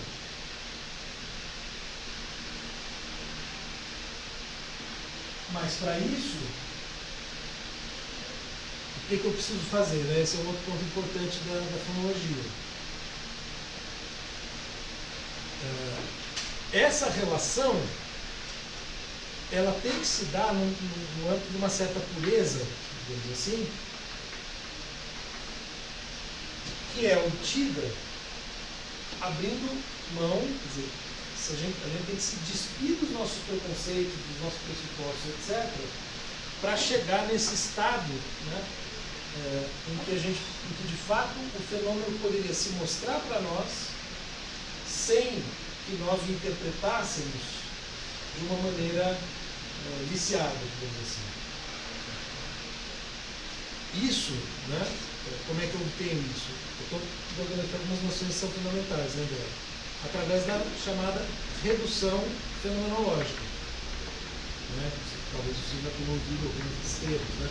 Essas são algumas palavras, né? Redução fenomenológica, intencionalidade, consciência de alguma coisa, tudo isso são palavras-chave, né, na filologia do Russo. E vejam, ele vai usar um termo, né, para pensar as vivências, e isso aqui, né, a nossa relação com o objeto também é vivência. O termo que ele vai usar em alemão é Erlebnis, acho que eu cheguei a mencionar isso, né? Também não sei se de manhã ou de noite, né? Ao passo que o termo que o Kant usava para a experiência, ele tinha aquele sentido mais específico, né? Posso apagar aqui, né? Já anotaram? Bom, vou deixar. Erfahrung, que eventualmente são sinônimos. Né? Mas aqui eu tenho algo que se aproxima da relação de vida, né? Que é Leben. Então, Erfahrung fala de um procedimento, né? Que é próprio da experiência no sentido mais estrito, no sentido mesmo da experiência científica. Um procedimento que um experimento que o cientista faz no laboratório, né, por exemplo.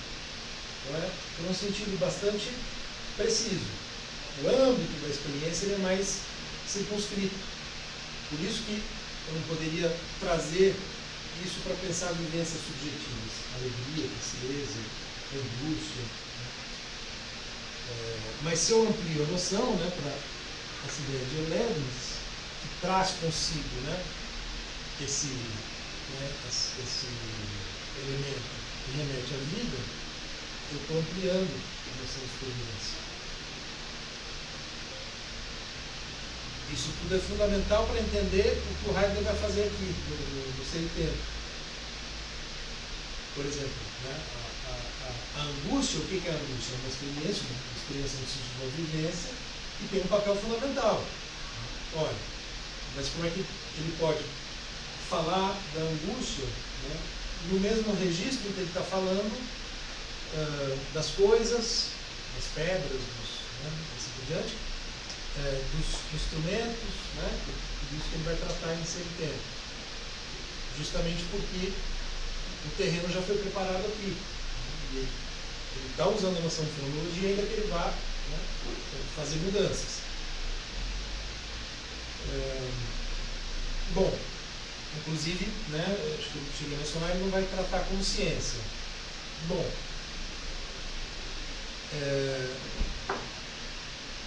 existe um problema nesse projeto, digamos assim, se a gente pensar, bom, né, ele está ali, então, antenado com a ciência, como os neokantianos, como os linguistas, né, a turma da linguística, né, quer dizer, mas com uma pretensão um pouco mais robusta do ponto de vista filosófico. E, para fazer essa descrição fenomenológica, né, da relação entre consciência e mundo, consciência e objeto, ele realiza essa redução acreditando que é possível chegar a uma interpretação pura, né, a uma posição pura neutra, sem nenhum pressuposto. E esse é um ponto que vai ser muito criticado, e o Heidegger, né, então aí começam as outras influências, né? Então vamos dizer, isso aqui compõe a partir de tudo que a gente viu, né, dá para entender, né, a ideia desse projeto de chegar, né, a um fundamento comum de sujeito-objeto, né, de consciência e mundo, etc., que vem dar no conceito de ser no mundo. Tá? Então, do ponto de vista filosófico, eu mencionei, né, o Heidegger vem de uma tradição cristã que tem todo um conhecimento da religião, da filosofia cristã, que está lá no começo, mas na filosofia essa é a primeira grande influência. Então ele vai herdar esse esquema mais geral do Russo, em diálogo com os neokantianos, né? Então há ali um diálogo que o próprio Russo já está travando, né? Esse é o debate da época, então há essa influência, mas há também um debate com os neokantianos que o Heidegger também considera que são, né, que trazem uma filosofia que é insuficiente, porque, como a gente vai ver, o Heidegger abre o seu tempo dizendo, olha, a questão, não, há um esquecimento do ser na história da metafísica. Então, se você tem, né, uma corrente filosófica que fala, não vamos pensar nada disso, né, justamente é uma maneira de deixar de lado a questão do ser. Então, ele se contrapõe, ele quer encontrar esse fundamento comum, só que, ao mesmo tempo, na época, você tem uma outra corrente, que é a hermenêutica, que também está relacionada, por seu tudo, com a filosofia da linguagem. O que é a hermenêutica? A palavra hermenêutica significa o quê? No direito. Oi? Explicar, mas explicar através de uma interpretação. A hermenêutica ela vai ser, né, definida modernamente, sobretudo a partir do Schleiermacher, né, como uma ciência da interpretação. Ciência, doutrina, enfim, né, mas a palavra-chave é interpretação. O Schleiermacher é um autor cristão que está pensando, né, talvez a hermenêutica mais importante é a hermenêutica bíblica. Mas também, então, ela tem dois campos, né, de aplicação que são muito fortes, são a Bíblia e o direito, né, a hermenêutica jurídica. Porque são duas ciências, né, dois campos do saber que lidam fundamentalmente com a interpretação de texto. Um caso a Bíblia e o outro os códigos jurídicos. E também a filosofia, né? Sobretudo se a gente pensar na história da filosofia, o tipo de trabalho que a gente faz, né, na pesquisa de filosofia também é um trabalho essencialmente hermenêutico, né, que guarda consideráveis semelhanças com o trabalho dos exegetas bíblicos, né, dos juristas. Trata-se de estudo de texto, né, interpretação de texto. Então, né, eu mencionei aqui, acho que o Schleiermacher, né,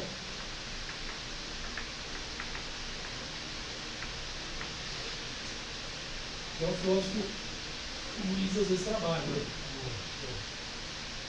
no período ali do Hegel, do começo do século XIX.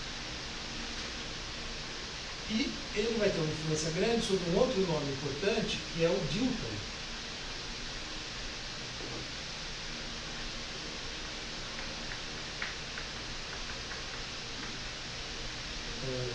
Também está ligado à hermenêutica, que é já mais para o final, segunda metade do século XIX, que é um nome associado, não sei se vocês já viram, já estudaram, já passaram por ele, né? O Dilthey foi quem criou, acredito que não foi ele que criou, mas ele que, né, desenvolveu a noção de Geisteswissenschaften, né, de ciências do espírito, para pensar as ciências humanas nas ciências. Né? Porque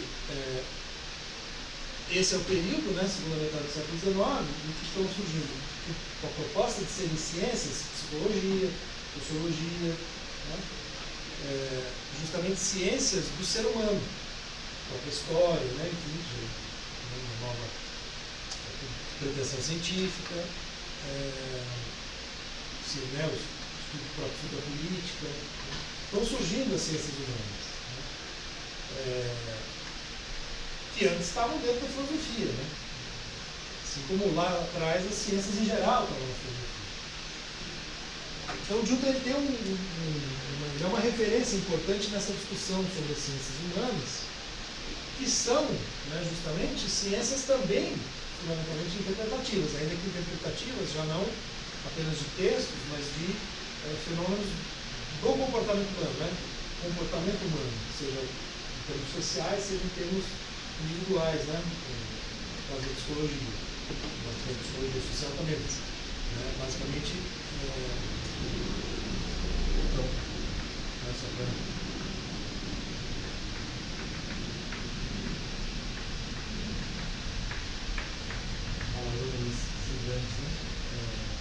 mas que a gente costuma traduzir por ciências humanas, né?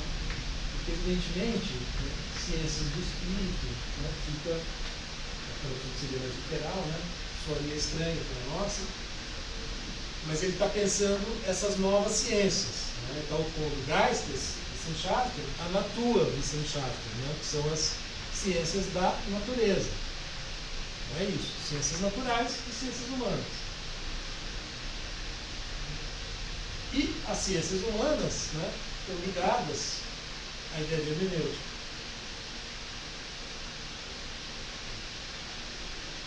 E de certo modo, né, enfim, claro que aí depende, né, dos sociólogos ali, os que estão mais, né, tem um ideal mais positivista, né, pretendem ter uma neutralidade, algo assim. Mas o que o Dilton está sugerindo, né, já aqui, é que nós estamos o tempo todo, quer dizer, tudo, né, que a gente produz em termos de discurso, conhecimento, etc., é interpretação. Que é uma outra tendência da época,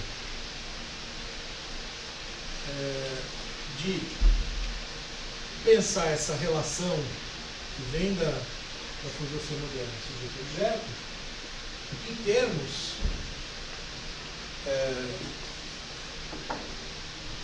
essa velha, né, distinção, se, vamos dizer, pulverizando em indivíduos na sua relação com o mundo.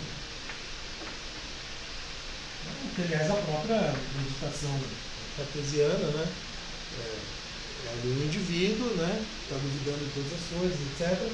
Mas a filosofia moderna tende a pensar o sujeito, né, como uma estrutura universal, para todos os seres humanos. A subjetividade transcendental do Kant é isso.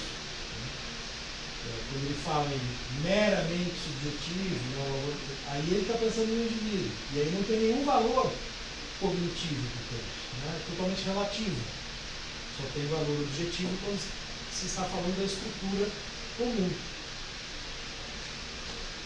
Mas, o que isso sugere? Que os indivíduos têm diferentes modos de interpretar.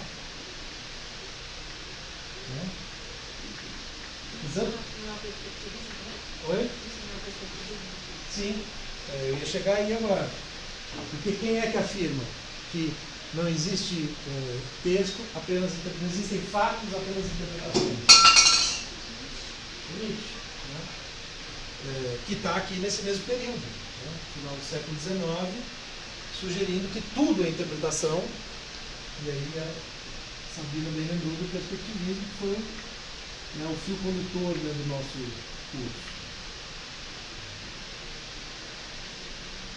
E tem o próprio Nietzsche aí, né, quer dizer, a princípio o Nietzsche não é uma referência na primeira fase do Heidegger.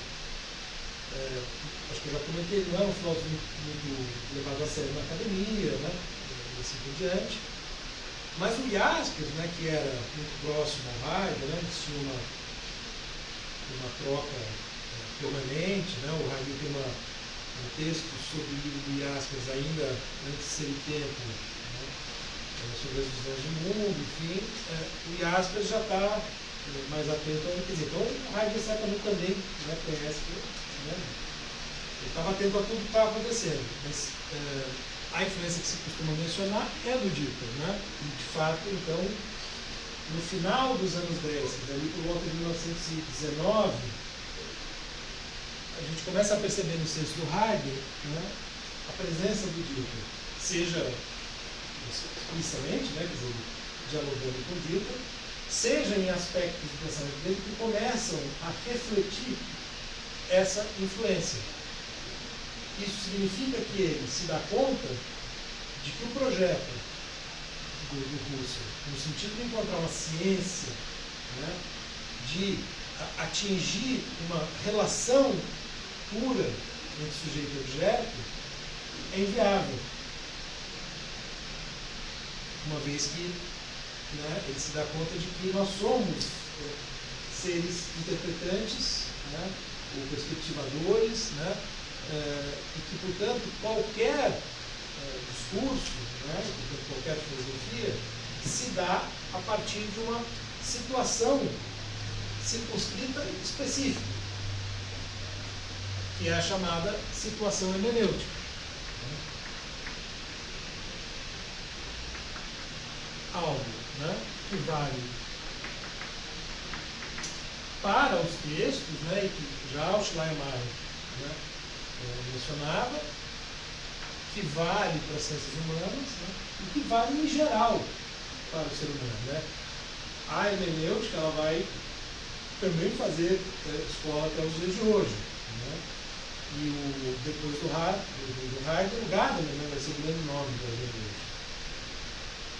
Vocês vão pensar aí, né? Tem um caminho que é Schleiermacher, Dilthey, Heidegger e Gadamer.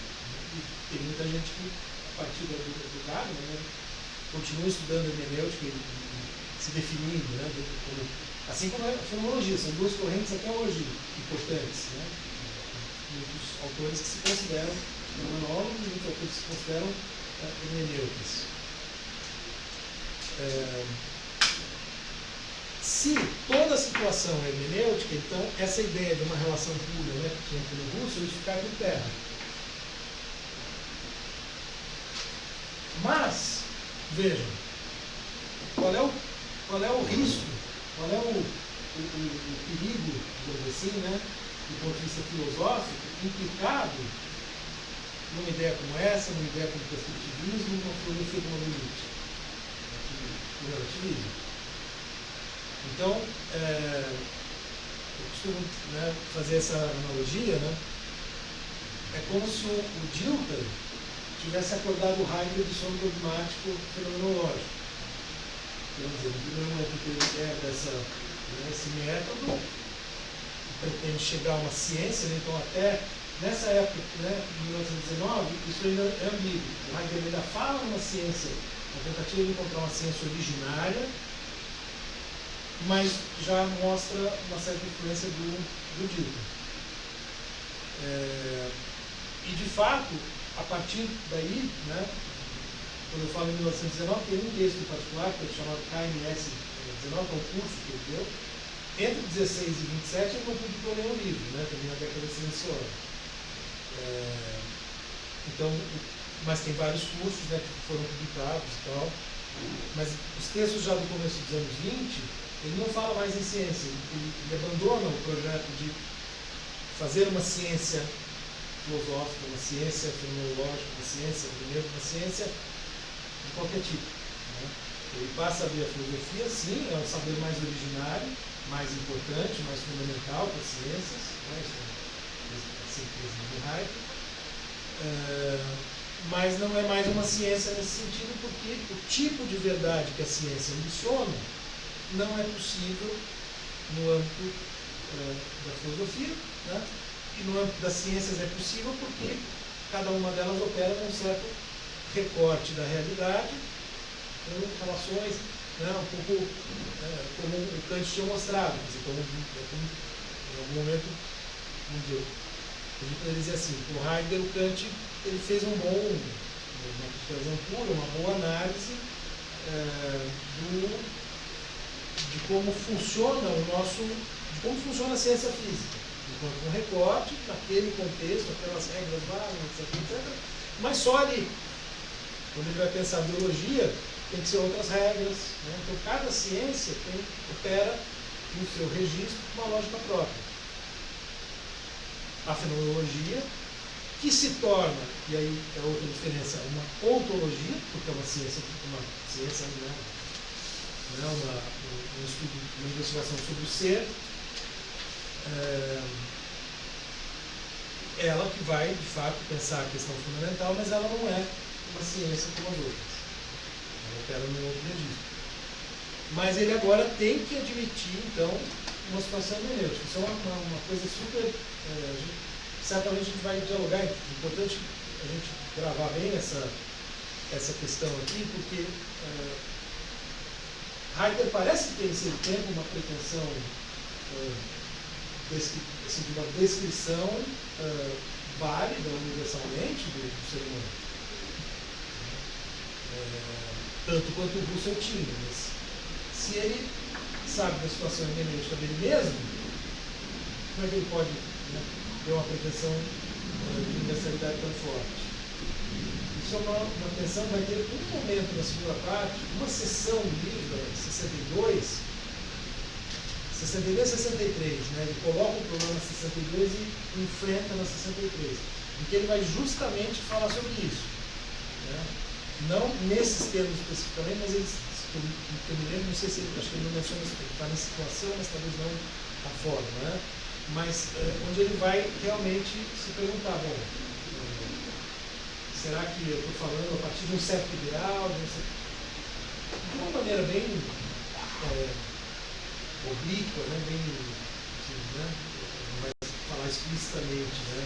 Eu, Martin, filho de fulano, né? Para caracterizar as coisas, mas ele vai dar a entender que ele sabe que ele está falando a partir de uma certa situação, mas que isso não é um fator que impede de elaborar uma filosofia com prevenções, etc, etc. Portanto, uma posição que lembra, né, em alguma medida, a posição do próprio Nietzsche na terceira fase, né, quando ele, mesmo sabendo do perspectivismo, né, portanto, que ele fala a partir de uma perspectiva, propõe uma certa maneira de ver o mundo com uma pretensão universalista. Isso é uma questão tanto, né? Que de algum modo perpassa toda a filosofia contemporânea. Né? Eu poderia colocar nos seguintes termos: é possível ser perspectivista sem ser relativista? Esse é o grande desafio. E o Heidegger, então, ele passa a ter consciência desse desafio. Então, veja, né, quando a gente pensa na fenomenologia, se a gente for colocar um pouco numa linha cronológica, né? Então, talvez não seja muito preciso, né? Mas de 1900, bom, ele nasce, né? O Heidegger de 1889 a 1976. Aliás, 1889 é o mesmo ano que nasceu o Wittgenstein e o mesmo ano que nasceu o Hitler. Eu acho que é o ano que o Bergson publica o Presidente da Vida. Que é os dados imediatos. Isso, da pesquisa. Essa é uma outra referência importante. Acho que eu já mencionei, né? Que o Heidegger dialoga muito com o Bergson, né? Mas se contrapõe a ele, mas certamente tem uma certa influência. Tem semelhanças. Depois a gente pode voltar a isso. Né? Então, digamos assim, de 1889 até 1916 é quando ele publica, né, a tese sobre Duns Scotus, né? Que é um autor medieval. Então, aqui você tem, nesse período, né, então, é marcado pela filosofia cristã. Em 1915, por exemplo, né, isso é uma coisa que eu mencionei na última aula, né, mas sempre vale. Tem um livro que está na nossa pasta. Se não tiver, eu coloco, mas acho que está. Do Theodor Kiesel, que é de 1993, que é As Origens de Ser e Tempo, né, The Origins, só que não tem tradução, né? Mas de ser tempo, né?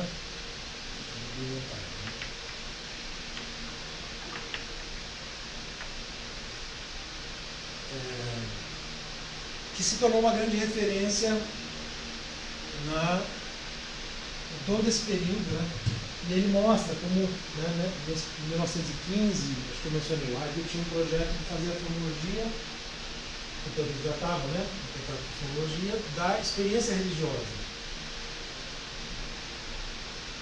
Daí, então, ele já está mais ou menos nesse período, né, mais ou menos em 1911, 12, 13, até 1919, tem uma influência muito grande da fenomenologia. E, interessantemente, ele junta, né? Quer dizer, comporta uma aproximação na medida em que ela pode ser usada para descrever experiências religiosas. Inclusive, é uma chave que muitos vão explorar. O Alexandre Marques Cabral, né, que é professor da UERJ,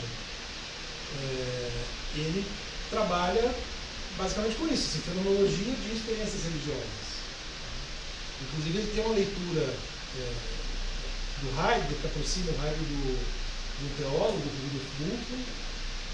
E ele tem um livro muito interessante que é a Fenomenologia da Experiência Mística, em que ele fala do Mestre Eckhart e do Zen Budismo. Né? Enfim, e aí ele começou a expandir isso, então, filosofia do Exu, fenomenologia, né? E assim por diante. Está fazendo isso atualmente. Né? Então, e a Edith Stein, que vai dialogar com Heidegger, vai escrever um tratado de ontologia contra esse tempo, ela vai ter essas duas influências. Só que primeiro a fenomenologia, depois a filosofia cristã, porque ela vai se converter ao catolicismo, enfim, tem toda uma história, em algum momento eu posso contar um pouco melhor. Em algum ponto aqui, né, então, por volta, né, mais ou menos aí, por volta de 1918 a 1920, né, enfim, a hermenêutica aparece.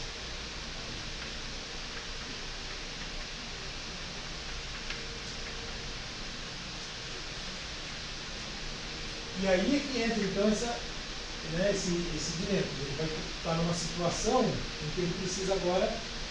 Aqui tudo bem, né? Não dá para aproximar, mas aqui tem um curto-circuito. Porque a fenomenologia tal como ele tinha aprendido, né, com a ideia de fazer uma descrição objetiva, científica, se choca com a ideia de hermenêutica, de perspectivismo, etc.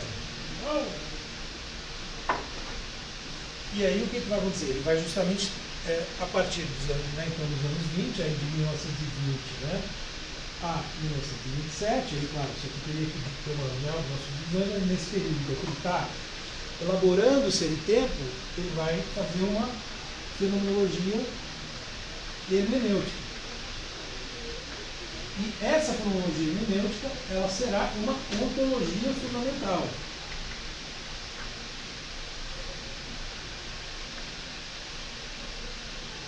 Por que ontologia? O que é ontologia? Estudo do ser. Então, ele junta as duas coisas, uma filologia hermenêutica, e vai usar isso para nada mais, nada menos do que enfrentar a questão do ser, que, segundo ele, é mal respondida de Platão a Nietzsche. Né? Então, assim, o que ele se propõe ser em tempo é uma tarefa filosófica de proporções colossais. Né? E isso aqui ajuda, né, a entender a envergadura do projeto, digamos assim. Né?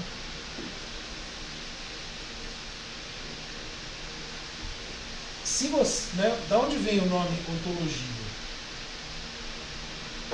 Bom, claro, vem dos gregos, né, ciência do ente enquanto tal, né? Titoon, aquela coisa toda, né?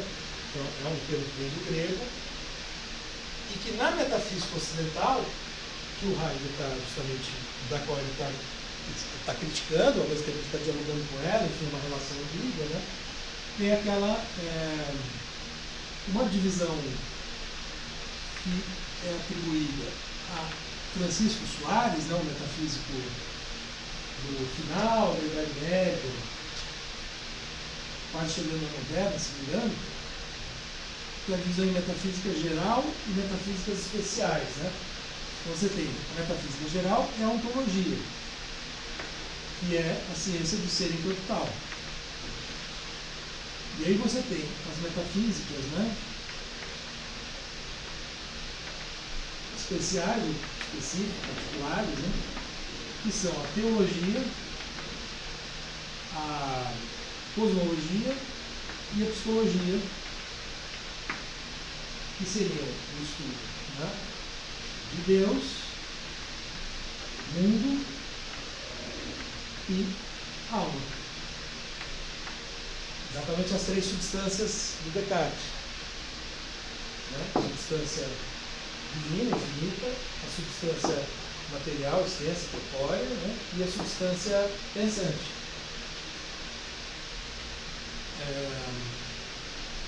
Então, o que o Heidegger vai tentar fazer é isso aqui. E, de certo modo, ele vai fazer a ontologia de forma que ela não pode ser quebrada nessas, vamos dizer, não faz sentido pensar nessas três divisões, não faz sentido pensar em, né, três substâncias diferentes. Isso aqui supõe toda essa dualidade da qual a gente estava falando. Né?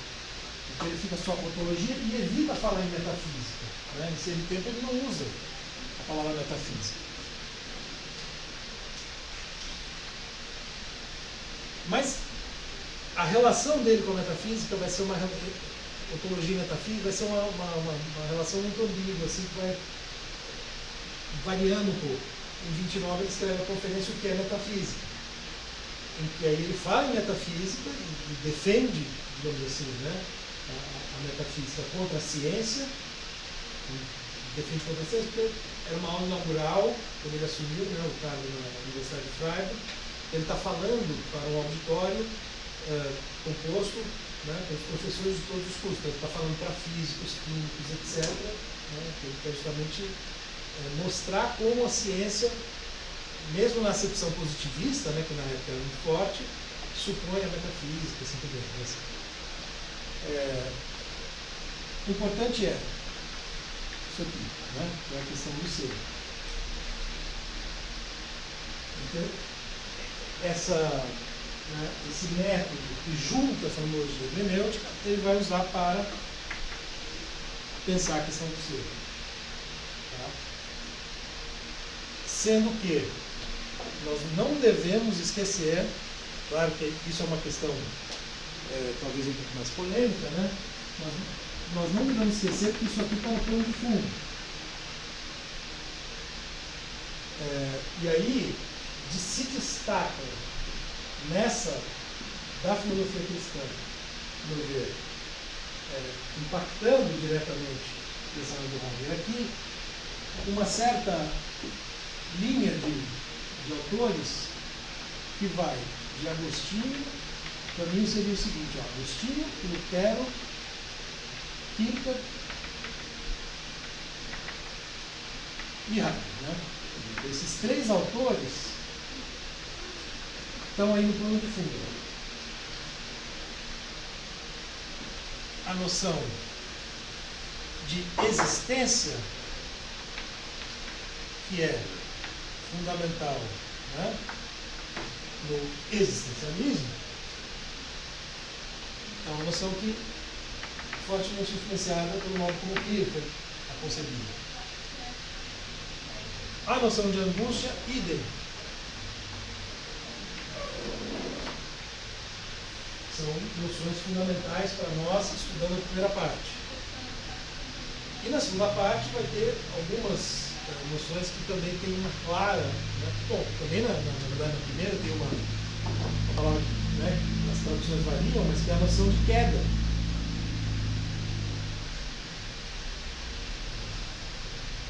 Queda, né? No caso da queda do paraíso, né? Enfim, isso tudo a gente vai ter bastante tempo de explorar, né? Eu estou só colocando assim, como que, apesar, né, de ele estar numa chave fenomenológica, hermenêutica, que tem ali uma filiação em autores que estão pensando numa perspectiva essencialmente leiga, eventualmente com viés mais científico, etc. O vocabulário que ele vai empregar é muito marcado por essa influência. Claro, então, Casanova, por exemplo, né, que está na nossa biografia, que é o orientador e amigo do Alexandre, que faz uma leitura religiosa. O Casanova faz uma leitura ateia radical. Assim, né? Heidegger rompeu completamente com a filosofia cristã. Né? E eu tendo a achar que não, né? Como você já deve perceber. Isso a gente vai... Tá? Bom, acho que só faltou mencionar o Aristóteles. Só faltou o Aristóteles. Porque, então, o que vai acontecer, né? Em alguma medida, eu pulei essa parte, né? Deixa eu encaixar da seguinte maneira. Quando ele se vê confrontado, né, com essa difícil situação, né, entre uma proposta que a princípio seria objetiva e, né, a hermenêutica que pode implicar o relativismo, né, isso é um pouco como a metafísica clássica aqui e o filme aqui, né, o Heidegger tinha uma situação análoga com a cronologia aqui e a hermenêutica aqui. Ele vai encontrar, em alguma medida, ele vai buscar, no começo dos anos 20, né, eu vou fazer aqui uma subdivisão aqui do negócio ali, né, mais ou menos entre 1922 e 24, ele vai estudar de maneira sistemática, obsessiva e dar vários cursos Aristóteles. Platão também, mas principalmente Aristóteles.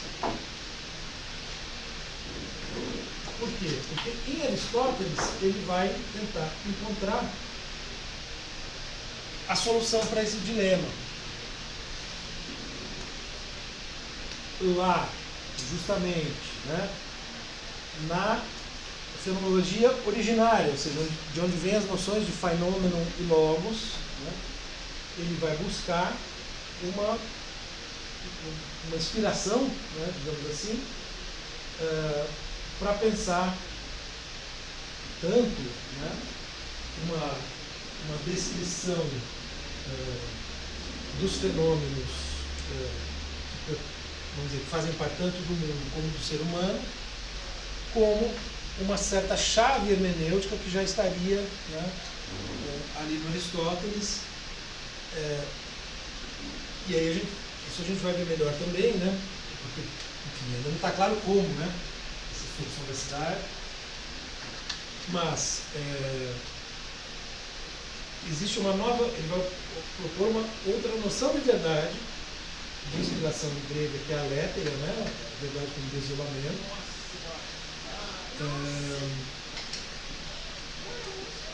que seria anterior, que estaria no fundamento da noção de verdade como representação, né, correspondência, etc., que domina. E lá em Aristóteles estaria o momento em que se dá essa bifurcação, porque você tem uma tensão entre as duas. E todos os defensores da verdade como correspondência, ao longo da história da filosofia, remetem a Aristóteles como sendo o fundador dessa noção de verdade. E o que o Heidegger tenta fazer é mostrar, olha, o Aristóteles ele tem essa noção, mas ele tinha uma outra noção de verdade mais fundamental. E essa outra noção de verdade é que realmente é a mais importante. Isso, enfim, a própria interpretação que ele faz de Aristóteles também vai variar um pouco, né, ao longo dos anos, inclusive nos textos ali daquele período, para ser tempo. Mas isso não é um detalhe que não vou entrar agora. Mas ele quer encontrar isso, ele quer encontrar uma verdade, um tipo de verdade, né? Como desvelamento. Aletheia quer dizer isso, né? Desvelar, né? Desvelamento, verdade como desvelamento. Que de alguma forma, vejam, né? Portanto, é o fenômeno se mostrando da fenomenologia, que está ali para ser descrito, mas ao mesmo tempo é um fenômeno que está se mostrando para alguém que está ali interpretando o logos. Né? Tem o fenômeno e o logos. Então isso seria um modo de tornar a hermenêutica a fenomenologia. Vamos dizer, ele encontra a inspiração para isso no Aristóteles. Depois, né, na segunda fase, talvez ele não se sinta tão satisfeito, né, com o Aristóteles, porque de fato no Aristóteles tem outra, enfim, ele vai para os pré-socráticos. Que aí vão ser uma referência fundamental na segunda fase do pensamento dele, né? Em ser tempo não. Aqui ele ainda está, vamos dizer, as grandes referências são mesmo Aristóteles e Platão, principalmente Aristóteles, por permitir efetuar essa junção. Então, veja, né? Esse é o percurso, né? Então, ele tem lá a filosofia cristã, ele se forma, né? Aprende a pensar fenomenologicamente, tem um choque da hermenêutica, vai a Aristóteles para encontrar um modo de juntar as duas para poder fazer a teologia fundamental em ser tempo. E aí, a estratégia metodológica mais específica que ele vai adotar quando ele decide fazer o percurso em via Dasein, via Seraí, para falar do ser, isso faz com que ele traga o Kant para o primeiro plano do diálogo. Porque aí ele vai adotar uma estratégia similar à que o Kant adota na compreensão daquilo que está num pano de fundo, entre aspas, subjetivo, o Heidegger sempre colocar o subjetivo entre aspas, como condições de possibilidade, não mais do conhecer, do agir moral ou do julgar estético, mas do próprio existir. Né? Então, isso com certeza eu vou falar mais vezes, mas para realizar essa tarefa, ele vai criticar o Kant por ter parado ali, por não ter problematizado a subjetividade. Então, é preciso problematizar, e problematizando a subjetividade seria possível ir mais longe do que o Kant foi, né? Atingindo as condições de possibilidade do existir, que o Kant não tematizou. Ele veio com o crítico da coisa em si e deixou para tematizar depois, resgatando toda a metafísica cristã. Né? Enfim. Então, isso explicaria uma certa estrutura transcendental da argumentação, assim, né? Claro que tem o dedo do Russell, né? Então tem um diálogo evidente com o Russell, né? Que está mais próximo, também tem um esquema transcendental, né? O transcendental a gente volta a falar para ficar mais claro, mas né, tem a ver com aquele a priori, etc. Mas há momentos em que o Kant está em primeiro plano. Isso é uma discussão, inclusive, entre os comentadores, né?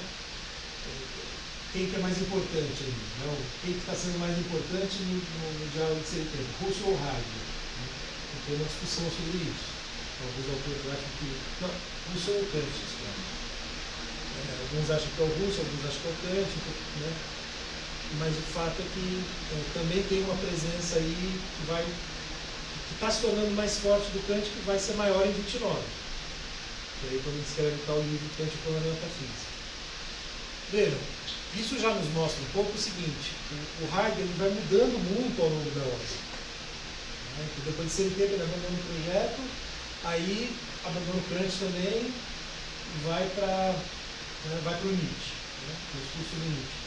Passa a tematizar a obra de arte, coisa que a arte não aparece no primeiro Heidegger. É uma coisa curiosa.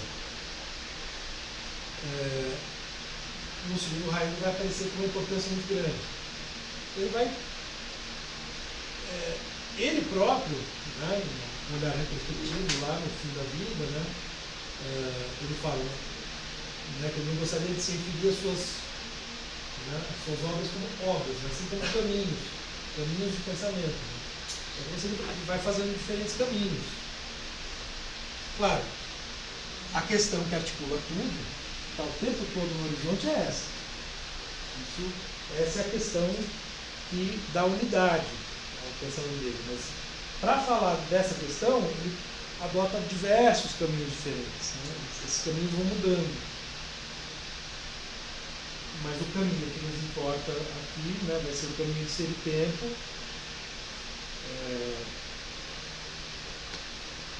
Até porque né, em ser e tempo a gente está mais tranquilo porque o Heidegger ainda não era nazista. Pelo menos, né, para alguns já era. Mas... Bom, retomamos então na